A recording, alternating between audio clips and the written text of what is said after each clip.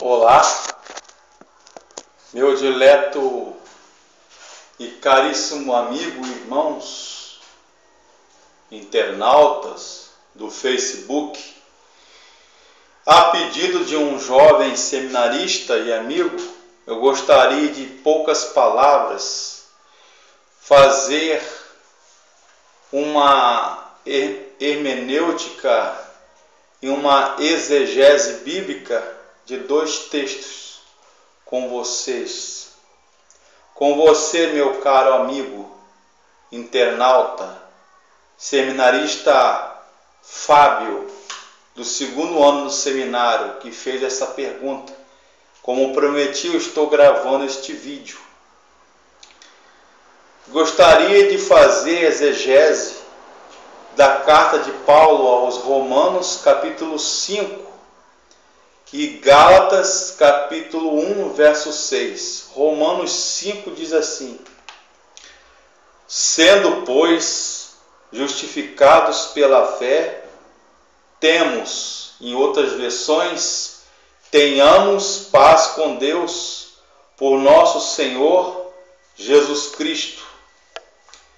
E Gálatas 1, verso 6 diz assim: maravilho-me de que tão depressa passasseis daquele que vos chamou à graça de Cristo para outro evangelho, o qual não é outro, mas há alguns que vos inquietam e querem transformar o evangelho de Cristo.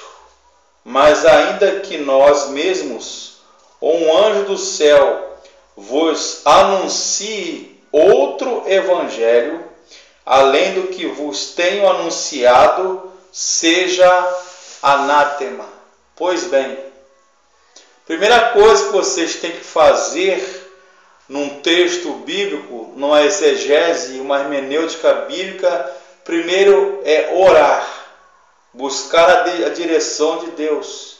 Segundo, ler em voz alta, transcrever em folhas, pelo menos dá certo comigo, pelo menos é aquilo que eu aprendi no seminário, e também por experiência própria.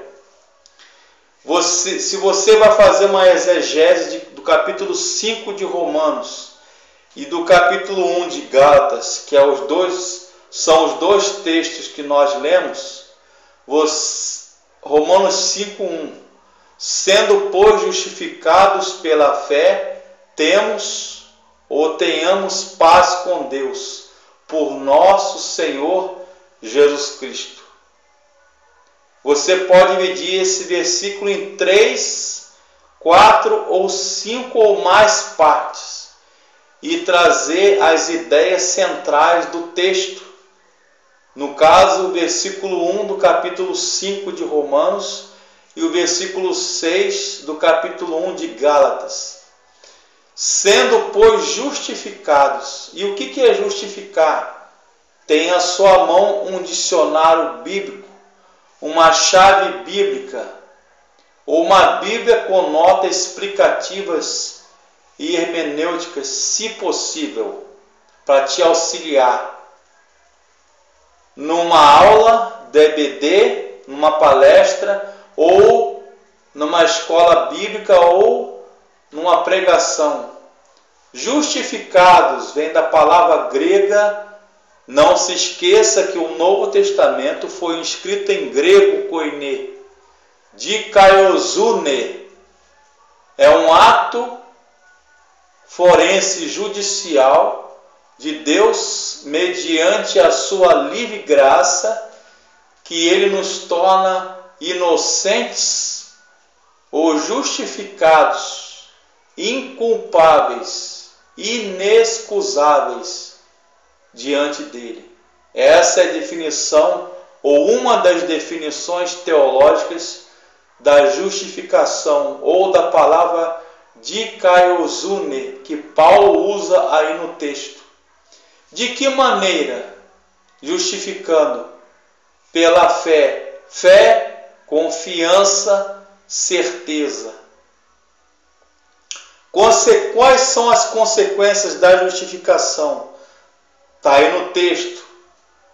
Tenhamos paz com Deus, por nosso Senhor Jesus Cristo.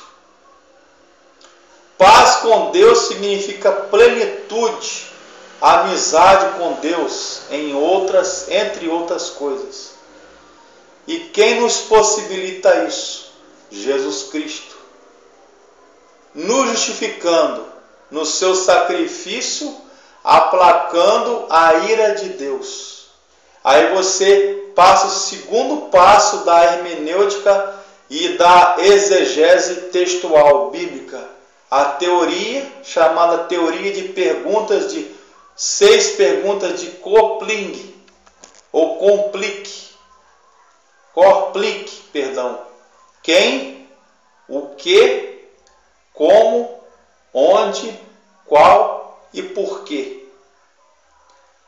Você pode usar do expediente do pano de fundo histórico gramatical do texto, geográfico ou geopolítico e ideológico, gramatical. O texto está na primeira, na segunda ou terceira pessoa, do singular ou do plural. O texto aí no grego original, as palavras, está em voz média, voz alta, passiva, dativo, etc. Aí você faz os seguintes questionamentos: descobrindo Deus, descobrindo Jesus, descobrindo nós ou descobrindo outros no texto. O texto está afirmando uma doutrina, uma sentença, uma verdade. O texto está fazendo uma exortação, está dando um consolo. O texto aí está fazendo uma pergunta retórica ou dando uma ordem. A oração no texto gramatical está na coordenada, substantivo, subjetiva, está no passado, no presente, no futuro. No caso aí de Gálatas 1:6, está no contexto aí de judaizantes. Judaizantes, não se esquecendo do contexto histórico, do pano de fundo histórico, que é muito importante para o texto. Se chama aí teoria do horizonte do texto e do horizonte do autor. Os judaizantes, que eram mestres, que eles queriam forçar os gentios que não eram judeus a se circuncidar, a aceitar Jesus, mas também guardar os preceitos do judaísmo, e um deles era a circuncisão. Era Jesus e mais judaísmo. Jesus, a graça e mais algo. É por isso que Paulo aí denuncia e fala com os mestres judaizantes, com os crentes da Galácia. Aí não importa se é a teoria da Galácia do Sul ou Galácia do Norte. Ele faz uma exposição aí, outro evangelho, quer dizer, halo ou héteron, outro que é diferente. Ele não está falando aí de 2 evangelhos. Paulo, na verdade, está falando aí, Gálatas 1:6, de 2 interpretações, 2 dicotomias acerca do evangelho, que é um só, ou 2 visões de interpretação desse mesmo evangelho, melhor dizendo.